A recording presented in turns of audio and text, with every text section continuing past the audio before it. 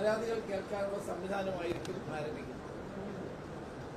എല്ലാ പോലീസ് സ്റ്റേഷനുകളും വൃത്തിയായി സൂക്ഷിക്കാൻ ഉള്ള നടപടികൾ ആരംഭിക്കും. അതുപോലെ പോലീസ് സ്റ്റേഷനിൽ കെട്ടിക്കിടക്കുന്ന വാഹനങ്ങൾ, വർഷങ്ങളായി കെട്ടിക്കിടക്കുന്ന വാഹനങ്ങൾ ഡിസ്പോസ് ചെയ്യാനുള്ള പോലീസ് ആക്ട് പ്രകാരമുള്ള നടപടികൾ DGP സ്വീകരിക്കുന്നതാണ്. ചുരുക്കത്തിൽ കേരളത്തിലെ 484 പോലീസ് സ്റ്റേഷനുകൾക്കും ഒരു പുതിയ മുഖം ഉണ്ടാകും. അതുപോലെ തന്നെ അവരുടെ പ്രവർത്തനങ്ങളിലും കാര്യക്ഷമമായ മാറ്റമുണ്ടാകും. പോലീസ് സ്റ്റേഷനിൽ വരുന്ന ഏതൊരു വ്യക്തിയെയും കുറ്റവാളിയായിട്ടല്ല കാണുന്നത്. അവർക്ക് പറയാൻ, ഒരു വ്യക്തി എന്ന നിലയിൽ അവർക്ക് പറയാനുള്ള കാര്യങ്ങൾ സമചിത്തതയോടെ കേൾക്കാനും അത് പരിഹരിക്കാനും പോലീസ് ഉദ്യോഗസ്ഥന്മാർക്ക് ഉത്തരവാദിത്തം എന്നവരെ ബോധ്യപ്പെടുത്തിയ കാര്യങ്ങൾ മുന്നോട്ട് കൊണ്ടുപോകും. പ്രത്യേകിച്ചും പോലീസ് സ്റ്റേഷനുകൾ ജനസേവാ കേന്ദ്രങ്ങളാക്കി മാറ്റുക എന്നുള്ള ലക്ഷ്യത്തോടെയായിരിക്കും കേരള പോലീസ് ഇനി മുതൽ പ്രവർത്തിക്കുന്നത്. ഇവിടെ SI, നേരത്തെ പോലീസ് സ്റ്റേഷനിൽ SI ആയിരുന്നു ചുമതലക്കാരൻ. പിന്നീടത് മാറി CI ആയി മാറി. SIക്കുള്ള സ്റ്റേഷന്റെ അധികാരം നഷ്ടപ്പെട്ടു. അപ്പോൾ ഇനി മുതൽ സ്റ്റേഷനിലേക്ക് SIമാരും CIമാരും DYSPമാരും ഉണ്ടാകണമെന്നൊരു അഭിപ്രായം ഉയർന്നു വന്നിട്ടുണ്ട്. അത് പഠിക്കാൻ ADGP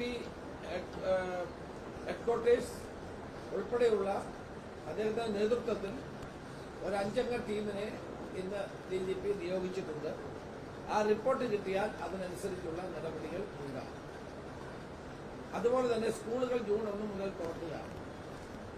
നമ്മുടെ സംസ്ഥാനത്ത് വളരെ വ്യാപകമായ തോതിലുള്ള മയക്കുമരുന്നിന്റെ പ്രചരണം ശക്തമാവുകയാണ്. പ്രത്യേകിച്ച് നമ്മുടെ കോളേജുകളിലും സ്കൂളുകളിലുമുള്ള കുട്ടികളെയാണ് അവരെ പരമാവധി ചൂഷണം ചെയ്യാൻ വേണ്ടി ശ്രമിക്കുന്നത്. നമ്മളിപ്പോൾ പുതിയ ഒരു പദ്ധതി ആരംഭിക്കുക. ആ പദ്ധതി operation Toofan the narco hunt എന്ന പേരിൽ ഒരു പദ്ധതി കേരള പോലീസ് ആരംഭിക്കുക. കേരളത്തിലെ മയക്കുമരുന്നിന്റെ വേര് അറക്കുക എന്നുള്ള ലക്ഷ്യത്തോടെ കേരള പോലീസ് വരും ദിവസങ്ങളിൽ അതിശക്തമായ ഓപ്പറേഷൻസ് ആരംഭിക്കാനുള്ള തീരുമാനമാണ് എടുത്തിരിക്കുന്നത്. ഈ operation Toofan the narco hunt വിജയിപ്പിക്കാൻ മാധ്യമങ്ങളുടെയും പൊതുജനങ്ങളുടെയും പരമാവധി സഹായം കേരള പോലീസ് ആഗ്രഹിക്കുന്നു. നിങ്ങളെല്ലാവരുടെയും സഹായം ഉണ്ടാകണം. നിങ്ങളുടെ ശ്രദ്ധയിൽ വരുന്ന ഏത് ഒരു വിവരവും തൊട്ടടുത്തുള്ള പോലീസ് സ്റ്റേഷനിൽ അറിയിച്ചാൽ അതിനനുസരിച്ചുള്ള ശക്തമായ നടപടി ഉണ്ടാകും. പ്രധാനമായും ഈ മയക്കുമരുന്ന് കേന്ദ്രങ്ങളുടെ ഉറവിടം കണ്ടെത്താനുള്ള പ്രവർത്തനങ്ങളായാണ് മുൻതൂക്കം നൽകുന്നത്. മയക്കുമരുന്ന് ഉപയോഗിക്കുന്നവർ, മയക്കുമരുന്ന് വിൽപ്പന നടത്തുന്നവർ, മയക്കുമരുന്നിന്റെ സോഴ്സ്, ഇത് പ്രചരിപ്പിക്കുന്ന ആളുകൾ, അവരെയെല്ലാം കേരള പോലീസ് നിരീക്ഷണത്തിലാക്കുകയും ശക്തമായ നടപടികളുമായി മുന്നോട്ട് പോവുകയും ചെയ്യും. Operation Toofan the narco hunt ഒരു വൻ വിജയമാക്കാൻ മാധ്യമപ്രവർത്തകരുടെയും പൊതുജനങ്ങളുടെയും സഹായം ഞങ്ങൾ തേടുകയാണ്. കാരണം ഇത് നമ്മുടെ ഭാവി തലമുറയെ കരുതിയുള്ള ഒരു വലിയ ഓപ്പറേഷനാണ് കേരള പോലീസ് ഉടനടി ആരംഭിക്കുന്നത്. ജൂൺ 1 സ്കൂൾ തുറക്കുന്ന ദിവസം മുതൽ ഇത് ആരംഭിക്കും. അതിനാവശ്യമായിട്ടുള്ള എല്ലാ നടപടികളുമാണ് വിശദമായ ഒരു പ്രോജക്റ്റ് തന്നെ തയ്യാറാക്കി ആരംഭിച്ച് മുന്നോട്ട് പോകുന്നത്. അതിന് എല്ലാവരുടെയും സഹായം ഞാൻ വീണ്ടും അഭ്യർത്ഥിക്കുകയാണ്. ഇത് മറ്റ് സംസ്ഥാനങ്ങൾ, അതോടൊപ്പം തന്നെ മറ്റ് പ്രദേശങ്ങൾ, എല്ലായിടത്തും ഇതിന്റെ വേരുകളുണ്ട്. ആ വേരുകൾ കണ്ടെത്താൻ നമ്മുടെ കേരള DGP മറ്റ് സംസ്ഥാനങ്ങളിലെ DGPമാരുമായി ബന്ധപ്പെടും. അങ്ങനെ ബന്ധപ്പെട്ട് അവരുടെ എല്ലാവരുടെയും ഒരു സഹായവും കോർഡിനേഷനും ഈ കാര്യത്തിൽ ഉണ്ടാകും. പ്രധാനമായും ഈ കെമിക്കൽ നർക്കോട്ടിക്സ് കടന്നു വരുന്ന സ്ഥലങ്ങളുണ്ട്. ആ സിന്തറ്റിക് നർക്കോട്ടിക്സ് വരുന്ന സ്ഥലങ്ങളുണ്ട്. അതുപോലെ തന്നെ ഹൈബ്രിഡ് ഗഞ്ച വരുന്ന സ്ഥലങ്ങളുണ്ട്. അവിടെയെല്ലാം DGP, അവിടുത്തെ ആ സംസ്ഥാനങ്ങളിലെ DGPമാരുമായി ബന്ധപ്പെട്ട് ഒരു കോർഡിനേറ്റഡ് എഫർട്ട് ഉണ്ടാകും. മറ്റ് ഡീറ്റെയിൽസ് ഞാൻ പറയുന്നത് ശരിയല്ലാത്തത് കൊണ്ട് അതിൻ്റെ വിശദാംശങ്ങൾ ഞാൻ രേഖപ്പെടുന്നത് പോലീസിന് രഹസ്യമായി ചെയ്യേണ്ട കാര്യങ്ങളാണ്. ആര് ഈ ഡ്രഗുകൾ വിൽപ്പന നടത്തുന്നു, പുകയില ഉൽപ്പന്നങ്ങൾ വിൽക്കുന്നു, അവരുടെ മേൽ കർശനമായ നടപടി ഉണ്ടാകും.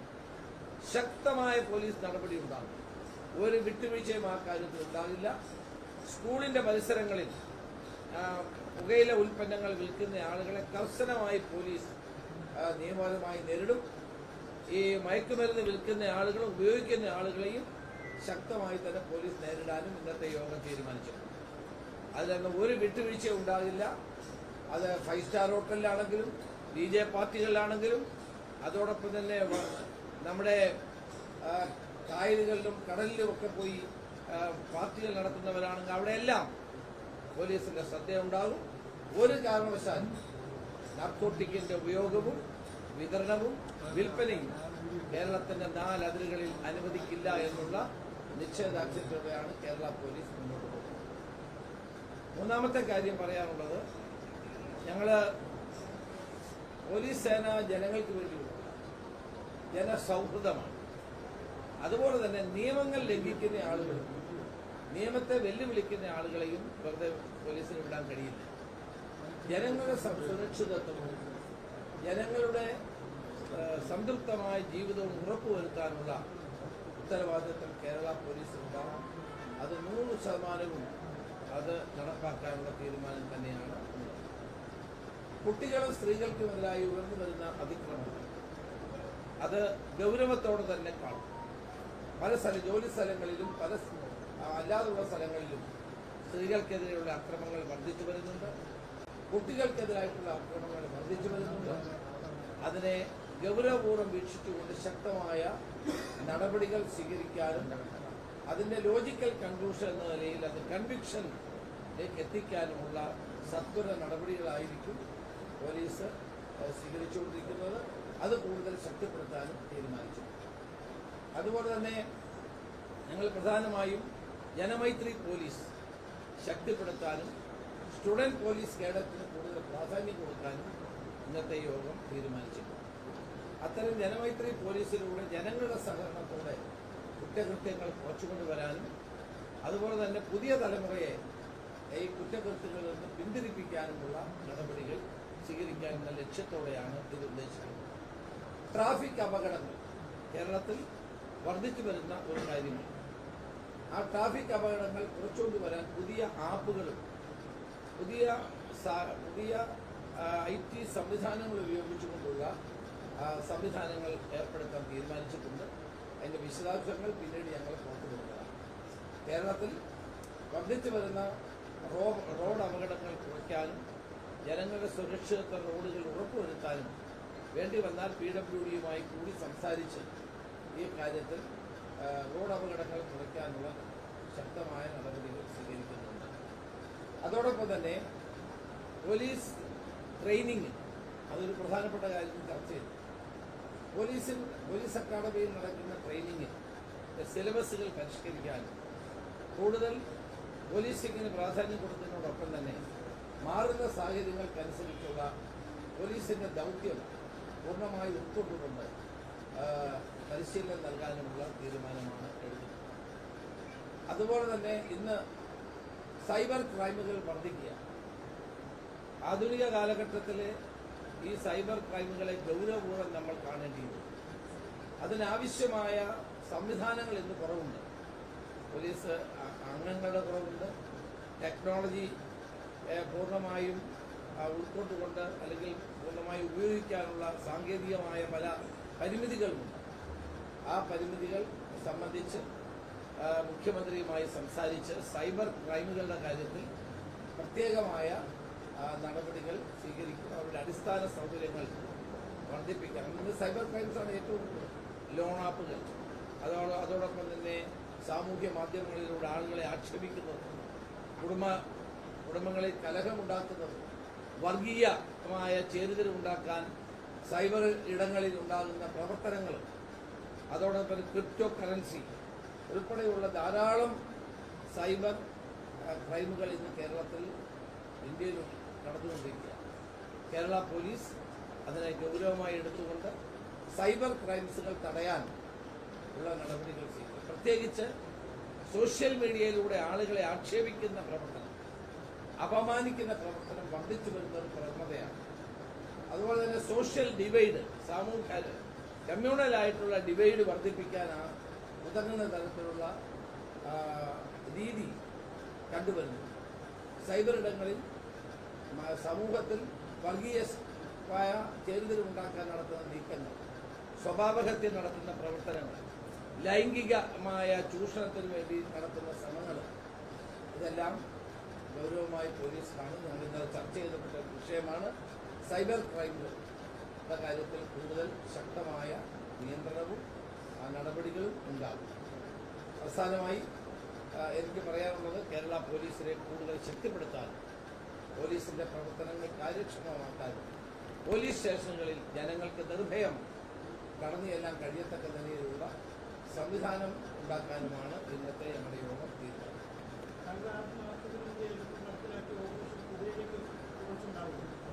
അവർക്ക് അത് ആലോചിച്ച് ചെയ്യേണ്ട കാര്യമാണ്. ഇത് സമയമെടുത്ത് ചെയ്യേണ്ടതാണ്. ആദ്യം ഇപ്പോഴത്തെ ഓപ്പറേഷൻ തൂഫാനാണ് അതിന് പ്രാധാന്യം കൊടുക്കുന്നത്. Cyber fund, narcotic fund, operation Toofan, narcotic ഫണ്ടിലാണ് ഇപ്പം പ്രാധാന്യം. മറ്റേത് നമുക്ക് ആലോചിക്കും. അതിന് കുറച്ച് ഇത് ചെയ്യാൻ കുറച്ച് പ്രിപ്പറേഷൻ വേണം.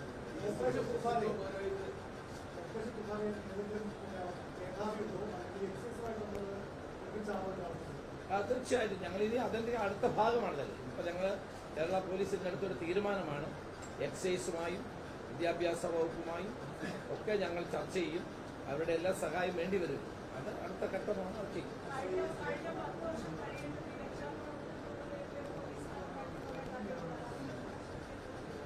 തീർച്ചയായിട്ടും ഇതിനകത്തിൽ അന്ന് നവകേരള യാത്രയ്ക്ക് ഇടയിലുണ്ടായ സംഭവം വളരെ നിർഭാഗ്യകരമായി. ആളുകളെ മുഖ്യമന്ത്രിയുടെ ഗവൺമെന്റ് ഇറങ്ങി അടിക്കുന്ന സംഭവം, അതിനെപ്പറ്റി ഒരു SIT അന്വേഷിക്കുകയാണ്. അന്വേഷിച്ച് റിപ്പോർട്ട് വരട്ടെ. റിപ്പോർട്ട് വന്നാൽ അതിന് അനുസരിച്ച് എന്താ നിയമപരമായി എന്ത് ചെയ്യണമെന്ന റിപ്പോർട്ടിന്റെ അടിസ്ഥാനത്തിൽ തീരുമാനിക്കും.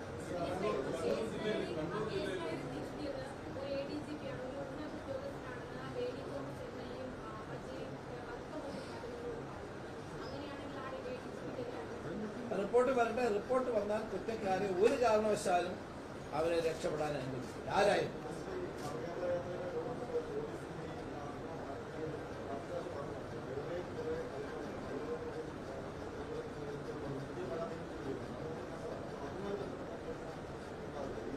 അല്ല, ഏത് തരം കുറ്റകൃത്യങ്ങൾ ഗവൺമെന്റിന്റെ ശ്രദ്ധയിൽപ്പെട്ടാൽ തീർച്ചയായിട്ടും അതിന്റെ നടപടി ഉണ്ടാകും. ഇപ്പൊ ആലപ്പുഴയിലെ സംഭവമാണ് പുതുതായി ഏറ്റവും പ്രധാനമായും വന്നത്. ആ സംഭവത്തിൽ അപ്പോൾ തന്നെ SIT രൂപീകരിച്ച്, കോടതി പറഞ്ഞില്ല, ഞങ്ങളല്ല, രാഷ്ട്രീയമായി ചെയ്തതല്ല, ബഹുമാനപ്പെട്ട കോടതി പറഞ്ഞതിന് ശേഷം SIT രൂപീകരിച്ച 2 വർഷം കാത്തിരുന്നു. ക്യാബിനറ്റ് തീരുമാനിച്ചു SIT രൂപീകരിച്ച് മുന്നോട്ട് പോകാം. അപ്പോൾ തന്നെ DGP SIT രൂപീകരിച്ചു. ആ SIT പ്രവർത്തിക്കുകയാണ്. ആ SITയുടെ പ്രവർത്തനം നടക്കട്ടെ, റിപ്പോർട്ട് കിട്ടട്ടെ. റിപ്പോർട്ട് കിട്ടിയാൽ റിപ്പോർട്ടിന്റെ ബേസിസിൽ ശക്തമായ നടപടി.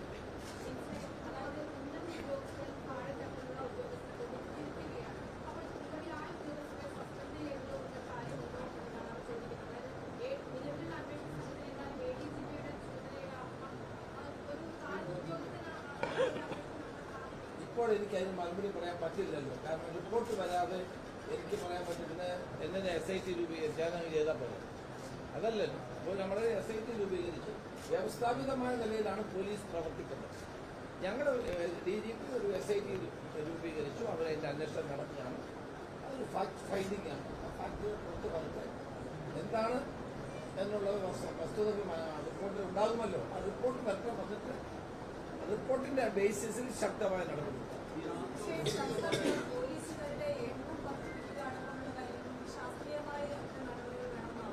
തീർച്ചയായിട്ടും അത് ഞങ്ങൾ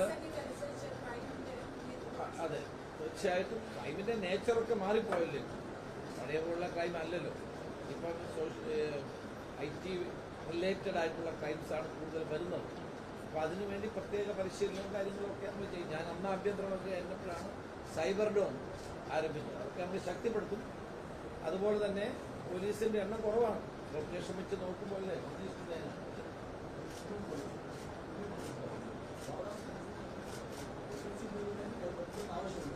വർദ്ധിപ്പിക്കേണ്ടത് ആവശ്യമുണ്ട്. അതിന് ഗവൺമെന്റ് ടെക്കപ്പ് ചെയ്യും.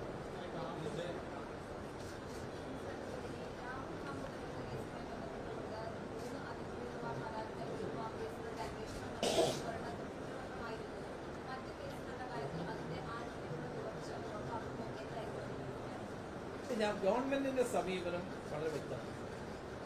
സ്ത്രീകൾക്കെതിരെ ഉണ്ടാകുന്ന ഏത് അതിക്രമത്തെയും ശക്തമായി നേരിടും. അതിനകത്ത് ആര് എന്ത് എന്നുള്ള പ്രശ്നമില്ല. സ്ത്രീകൾക്കും കുട്ടികൾക്കുമെതിരായുള്ള അതിക്രമങ്ങളെ ശക്തമായി നേരിടും. പ്രത്യേകിച്ച് സ്ത്രീകൾ പൂർണ്ണ സുരക്ഷിതത്വം ഈ ഗവൺമെന്റ് പോലീസ്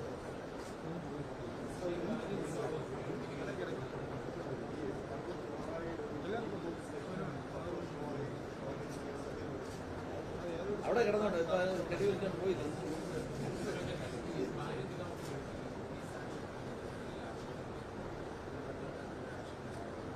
എനിക്ക് അതിനെപ്പറ്റി ഒന്ന് പറയാനുണ്ട്. 50 വർഷമായി നടക്കുന്ന ഒരു കേസാണ്. ഈ 50 വർഷമായി നടക്കുന്ന ഒരു കേസ് അതിൽ തന്നെ 15 തവണ കോടതിയെ എവരെ ഒഴിവാക്കണമെന്ന് ആവശ്യപ്പെട്ടതാണ്. കഴിഞ്ഞ 10 വർഷമായി ഈ ഗവൺമെന്റ് ഒന്നും ചെയ്തില്ല. ഞങ്ങൾ സത്യപ്രതിജ്ഞ ചെയ്ത് 24 മണിക്കൂർ തികയുന്നതിന് മുമ്പാണ് ബഹുമാനപ്പെട്ട കോടതിയുടെ നിർദ്ദേശമാണ് ഒരു അഡ്വക്കേറ്റ് കമ്മീഷനെ അവിടെ വെച്ച് അഡ്വക്കേറ്റ് കമ്മീഷൻ പോലീസിനെ വിളിക്കുകയാണ്. ഇമ്മീഡിയറ്റ് എവിക്റ്റിയാണ് എവിക്റ്റ്. ഞാൻ ഇന്നലെ ഫ്ലൈറ്റിലായിപ്പോയി. ഞാൻ ബാംഗ്ലൂരിൽ ഇറങ്ങിയപ്പോൾ ഞാൻ അന്നേരം DGPയോട് സംസാരിച്ചത് ഇമ്മീഡിയറ്റ് ആയിട്ട് പോലീസിനെ വിട്ടുപോയി. കോടതിയുടെ സമ്മർദ്ദമാണ് അവരെ പോലീസ് അതിക്രമങ്ങളൊന്നും ചെയ്തില്ല. ഒരാൾ നേരത്തെ പെട്രോൾ ഒഴിക്കാൻ വന്നപ്പോൾ ഫയർഫോഴ്സ് വെള്ളമടിച്ചപ്പോൾ ഈ സ്ത്രീകളൊക്കെ ഉരുണ്ട് വീഴുകയും ഒക്കെ ചെയ്ത് അങ്ങനെയാണ് ഈ സംഭവം ഉണ്ടായത്.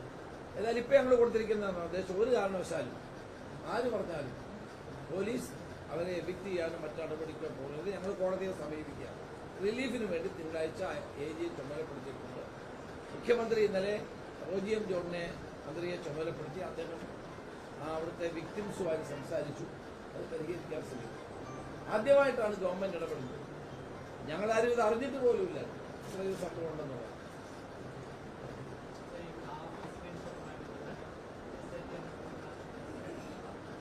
പാറക്കൽ അബ്ദുള്ള ഒരു നിവേദനം നൽകി. ഞാനത് മേൽ നടപടി ഉണ്ടാവുകയുണ്ട്. നോക്കട്ടെ, പരിശോധിക്കും.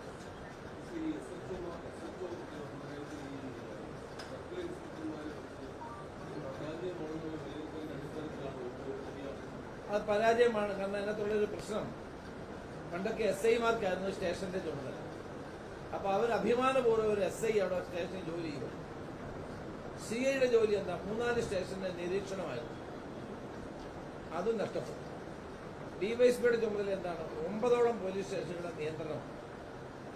അപ്പൊ അത് പോലീസിംഗിൽ അത് കാര്യമായ ഗുണം ചെയ്തിട്ടില്ലെന്നാണ് ഞാനടക്കം പലരുടെയും വിലയിരുത്തൽ. എന്നാലും ഒരു പദ്ധതി ഇംപ്ലിമെന്റ് ചെയ്തതാണ്, നടപ്പായിക്കൊണ്ടിരിക്കുകയാണ്. അത് നമ്മുടെ ബോധ്യത്തിന്റെ അടിസ്ഥാനത്തിൽ മാത്രം പെട്ടെന്ന് തീരുമാനിക്കേണ്ടതല്ല. അത് ഒരു കമ്മിറ്റി വെച്ചിരിക്കുകയാണ്. ADGP ഹെഡ്ക്വാർട്ടേഴ്സിൽ ഒരു 5 അംഗ കമ്മിറ്റി DGP നിയോഗിച്ചിട്ടുണ്ട്. ആ കമ്മിറ്റി റിപ്പോർട്ട് കിട്ടിയ ശേഷം പഠിച്ച് ഒരു തീരുമാനം.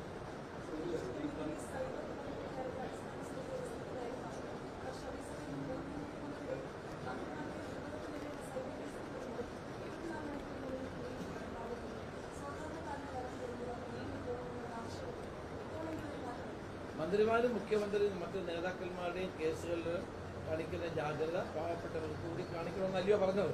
സാധാരണക്കാർ നിയമം എല്ലാവർക്കും ഒരുപോലെയാണ്. അതുകൊണ്ട് സൈബർ ക്രൈമിന്റെ കാര്യത്തിൽ എല്ലാവർക്കും നീതി നൽകുക എന്നുള്ളതാണ് ഗവൺമെന്റിന്റെ പൊതുനയം, പോലീസിന്റെ പൊതുനയമായ അത്. പക്ഷെ അതിനു വേണ്ടി അവർക്ക് കുറെ ഇൻഫ്രാസ്ട്രക്ചർ ഫെസിലിറ്റീസ്, അവർക്ക് ട്രെയിനിങ് ഉള്ള ഉദ്യോഗസ്ഥന്മാർ വേണ്ടി വരും. അത് കൂടി കൊടുത്താലേ അവർക്കത് പൂർണ്ണമായി ചെയ്യാൻ പറ്റുള്ളൂ. അത് ചെയ്യും. വാസ്തവത്തിൽ ഇന്ന് ഏറ്റവും വലിയ പ്രശ്നം സാമൂഹ്യ മാധ്യമങ്ങളിലൂടെയുള്ള ആളുകളെ അപമാനിക്കുകയും ആക്ഷേപിക്കുകയും കുടുംബകലഹങ്ങൾ ഉണ്ടാക്കുകയും ഒക്കെ ചെയ്തുകൊണ്ടിരിക്കുന്ന വലിയ വലിയ പ്രശ്നങ്ങൾ. സമൂഹത്തിൽ മതപരമായ ഭിന്നതകൾ ഉണ്ടാക്കുക, ആളുകളെ തമ്മിലടിപ്പിക്കുക, ഒരു കാര്യമില്ലാതെ കള്ളങ്ങളെ പ്രചരിപ്പിക്കുക, ആളുകളെ അപമാനിക്കുക, ഇതൊക്കെ ഇങ്ങനെയുള്ളവരുടെ പേരിൽ ശക്തമായ നടപടി ഉണ്ടാകും. സാമൂഹ്യ മാധ്യമങ്ങളിലൂടെ വ്യക്തികളെ ആക്ഷേപിക്കുന്ന ആളുകളുടെ കാര്യം ശ്രദ്ധയിൽപ്പെടുത്തിയാൽ പോലീസ് നടപടി ഉണ്ടാകും. ഒരു സംശയം വേണ്ട. ശബരിമല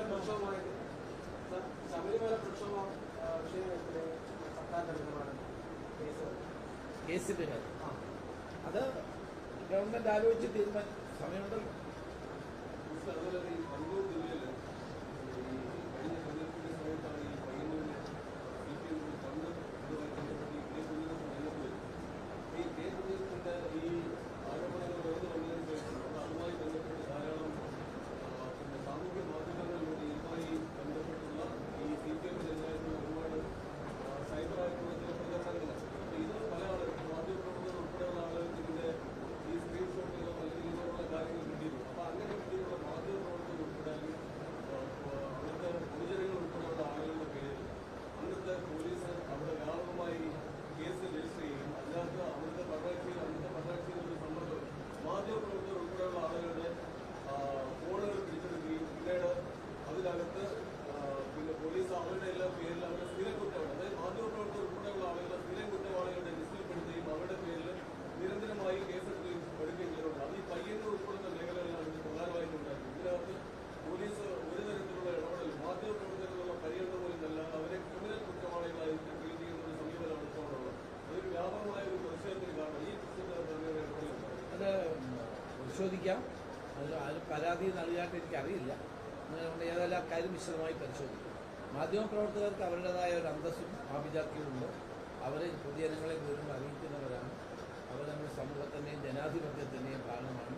ഫോർത്ത് എസ്റ്റേറ്റ് എന്ന് പറയുന്നത് സമൂഹത്തിൽ ഒഴിവാക്കാൻ പറ്റാത്ത ഒന്നാണ്.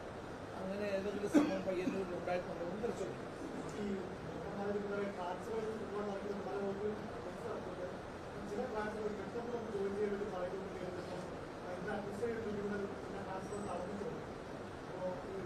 ട്രാൻസ്ഫർ അത് അതൊരു സെമി കോർട്ടല്ലേ, നമുക്ക് അതിനകത്ത് എന്താ അഭിപ്രായം? ഒരു കോടതി പോയി വാദിച്ചോട്ടെ.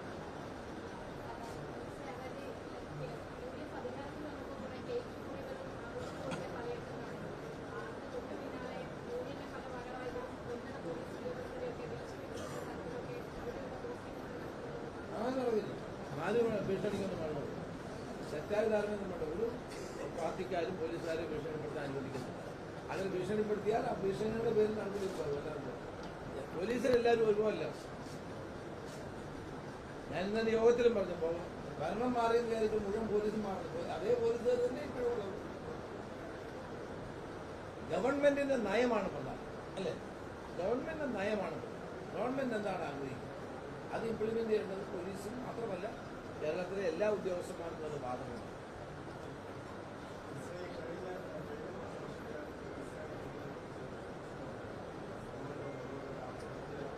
അതെന്ന് ഞാൻ ഉന്നയിച്ചൊരു വിഷയമാണ്.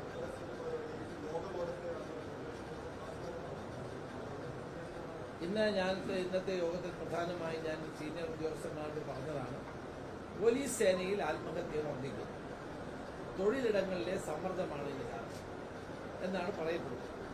അപ്പോൾ അതുകൊണ്ട് താഴെയുള്ള ഉദ്യോഗസ്ഥന്മാർക്ക് ഒരു ഫ്രീഡം കൊടുക്കാനും അവർക്ക് ജോലി ഭാരം ഉണ്ടാകാതിരിക്കാനും സമ്മർദ്ദം ഉണ്ടാകാതിരിക്കാനും പ്രത്യേക ശ്രദ്ധ വേണമെന്ന് ആഭ്യന്തരമന്ത്രി എന്ന നിലയിൽ ഞാൻ ഉന്നത പോലീസ് ഉദ്യോഗസ്ഥന്മാർക്ക് നിർദ്ദേശം നൽകിയിട്ടുണ്ട്.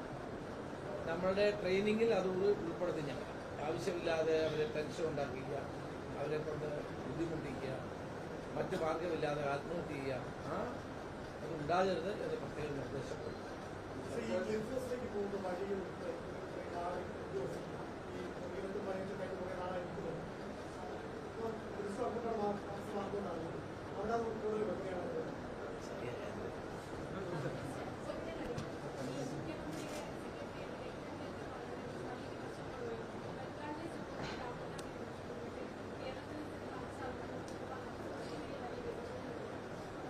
മുഖ്യമന്ത്രി സെക്രട്ടറി ആര് വേണമെന്നുള്ളത് അദ്ദേഹമല്ല തീരുമാനിക്കുന്നത്. അദ്ദേഹത്തിന് എല്ലാ അധികാരമുണ്ട്.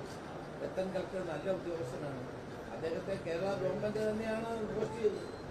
കഴിഞ്ഞ ഗവൺമെന്റാണ് അദ്ദേഹത്തെ ഇലക്ഷൻ കമ്മീഷനാണ് പോസ്റ്റ് ചെയ്തത്. അദ്ദേഹത്തെ കേരള ഗവൺമെന്റ് തന്നെ തിരിച്ചു വിളിക്കാൻ അധികാരമുണ്ട്. അതിനെന്താ കുഴപ്പം?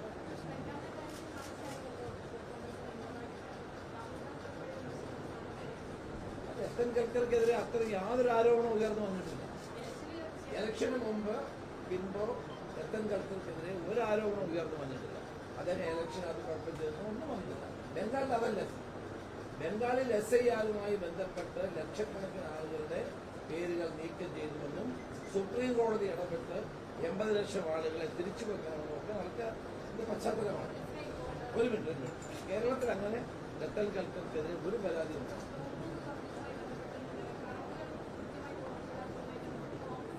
ഇല്ല അതാ അത് ഞങ്ങൾ ഉന്നയിച്ചു. അപ്പം തന്നെ അത് കറക്റ്റ് ചെയ്തിരുന്നു. ഡ്രോയിങ് റൂം എന്തുകൊണ്ട് തുറക്കാൻ പാടില്ല അവസാനം നിർദ്ദേശം കൊടുത്തു. ഒന്നും ചെയ്യേണ്ട. Thank you very much.